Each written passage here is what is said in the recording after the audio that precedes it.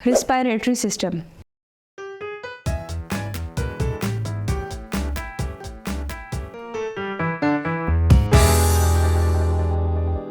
I welcome you all on the platform of digital academics provided by Moonlight International Publishers. In this video, we will start our next topic, that is respiratory system and its different types. अगर आप थोड़ा सा recall करें chapter के first topic को, that is transportation. Human के अंदर या लिविंग बॉडी के अंदर, लिविंग ऑर्गेनिज्म के अंदर ट्रांसपोर्टेशन के लिए कुछ सिस्टम्स इन्वॉल्व हैं। अगर ह्यूमन बॉडी के सिस्टम को देखें तो इसके अंदर ट्रांसपोर्टेशन के दो सिस्टम है, एक सर्कुलेटरी सिस्टम और एक रिस्पायरेटरी सिस्टम। सर्कुलेटरी सिस्टम में क्या था, जो ब्लड है उसको ऑक्सीजन मिली, उसकी ऑक्सीजन को डिफरेंट बॉडी पार्ट्स तक पहुंचाया, दैट इज सर्कुलेटरी सिस्टम। अब सर्कुलेटरी सिस्टम को मैनेज करने के लिए उसको ऑक्सीजन चाहिए, उस ऑक्सीजन को वहां तक के सिस्टम्स तक, उसके रिएक्शंस तक प्रोसीड कराने के लिए हमें सबसे पहले रिस्पायरेशन चाहिए। रिस्पायरेशन में एक ऑक्सीजन है और एक कार्बन डाइऑक्साइड है। रिस्पायरेटरी प्रोसेस अगर देखें तो दो तरह से होता है, एक इनहेलेशन और एक exhalation.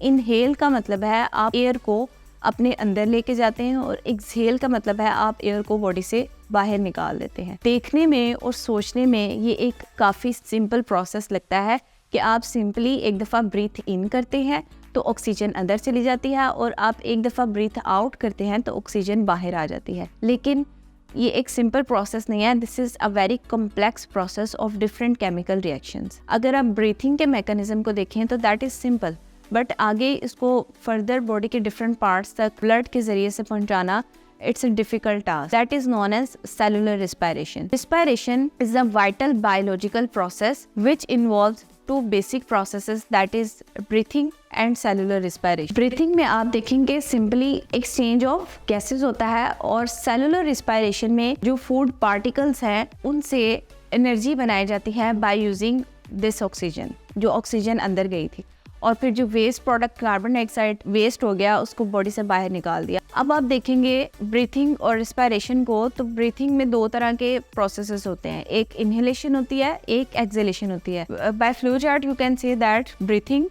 Is a process of exchange of gases. इसके अंदर दो चीजें आती हैं, एक इनहेलेशन होती है और एक एक्सहेलेशन होती है। इनहेलेशन के अंदर ऑक्सीजन को बॉडी के अंदर मूव कराया जाता है और एक्सहेलेशन के अंदर बॉडी से कार्बन डाइऑक्साइड को रिमूव कर लिया जाता है। Inhalation incoming of air in the body and outward movement of air particles from the body is known as exhalation. इसके अंदर आप देखेंगे this is a mechanical process, it is not an automatic process. आप कुछ देर के लिए respiration को रोक सकते हैं, उसके बाद आप रिस्पायरेशन को फर्दर रोक नहीं सकते। ये for some time, for some moments 5 to 3 minutes it can be voluntary, इसके बाद ये इनवॉलंटरी हो जाता है। तो आप ये याद रखेंगे दैट इज मैकेनिकल प्रोसेस, इसमें कोई केमिकल रिएक्शन इन्वॉल्व नहीं होता। अगर इसको देखें तो आप इसको नेजल कैविटी से स्टार्ट करते हैं, हवा को अंदर लेके जाना, फिर ट्रेकिया तक जाती है, ट्रेकिया के बाद ये लंग्स तक जाती है, लंग्स के डिफरेंट पार्ट से ये एल्वुलाई, एल्वुलर सैक्स के अंदर ये भर जाती है, फिर एल्वुलर सैक के अंदर कार्बन डाइऑक्साइड आती है और वो बॉडी से बाहर निकल जाती है इसी रास्ते के जरिए। तो ये आप याद रखेंगे कि ब्रीथिंग में दो चीज़ें आती हैं, एक एक्सहेलेशन, एक इनहेलेशन। फिर आप देखेंगे कि ये एक मैकेनिकल प्रोसेस है। फिर आप देखेंगे कि ये सम मोमेंट्स के लिए वॉलंटरी हो सकता है, उसके बाद ये इनवॉलंटरी है।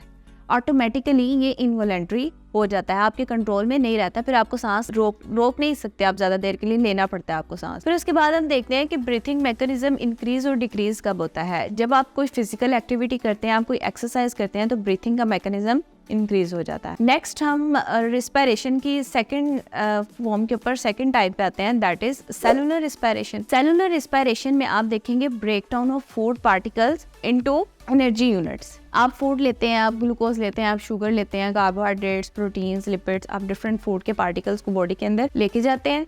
बॉडी उसको क्या करती है, स्मॉलर पार्टिकल्स में तोड़ती है, स्प्लिट आउट करती है। फिर उसके बाद सेलुलर लेवल के ऊपर सेल के माइटोकॉन्ड्रिया के पास एटीपी के फॉर्मेशन का रिएक्शन होता है। इस प्रोसेस को कहा जाता है सेलुलर रिस्पायरेशन।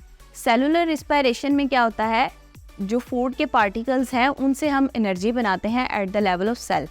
बॉडी के जितने भी पार्ट्स हैं वहाँ पे डिफरेंट टाइप्स ऑफ सेल्स हैं, 100 and 1000 टाइप्स ऑफ सेल्स हैं। उन सब सेल्स के अंदर माइटोकॉन्ड्रिया है, उन सब माइटोकॉन्ड्रिया के अंदर सेलुलर रिस्पायरेशन का प्रोसेस होगा, एनर्जी मिलेगी और उस स्पेसिफिक पार्ट के सेल को एनर्जी प्रोवाइड की जाएगी और इस तरह से सेलुलर रिस्पायरेशन का प्रोसेस कंप्लीट हो जाता है। सेलुलर रिस्पायरेशन एक इनवॉलेंट्री एक्शन है। सेलुलर रिस्पायरेशन का प्रोसेस मैकेनिकल नहीं होता, केमिकल प्रोसेस है, क्योंकि माइटोकॉन्ड्रिया के अंदर जितने भी रिएक्शंस हो रहे हैं, क्रेब्स साइकिल चल रहा है और भी जितने रिएक्शंस हो रहे हैं, उन सब को प्रोसीड कराने के लिए सेलुलर रिस्पायरेशन इंपॉर्टेंट है। सेलुलर रिस्पायरेशन का काम क्या है कि ये बेसिकली ऑक्सीजन प्रोवाइड कर रही होती है। ऑक्सीजन को यूज़ करके रिएक्शन होता है और फिर उसके नतीजे में जो कार्बन डाइऑक्साइड होती है वो दोबारा उस सेल को दे दी जाती है। सेल ब्लड के ज़रिए से उसको मूव कराता हुआ एल्वेलाई तक ले आता है और एल्वेलाई उसको बॉडी से बाहर निकाल देती है। तो इस तरह से सेलुलर रिस्पायरेशन एक केमिकल रिएक्शन है और ब्रीथिंग जो कि एक्सटर्नल रिस्पायरेशन के नाम से जाना जाता है, जो कि एक मैकेनिकल प्रोसेस है। तो इस वीडियो के अंदर हमने कंप्लीट डिस्क्रिप्शन की रिस्पायरेटरी सिस्टम की। नेक्स्ट हम इनके डिफरेंसेस को स्टडी करेंगे। अल्लाह हाफिज़।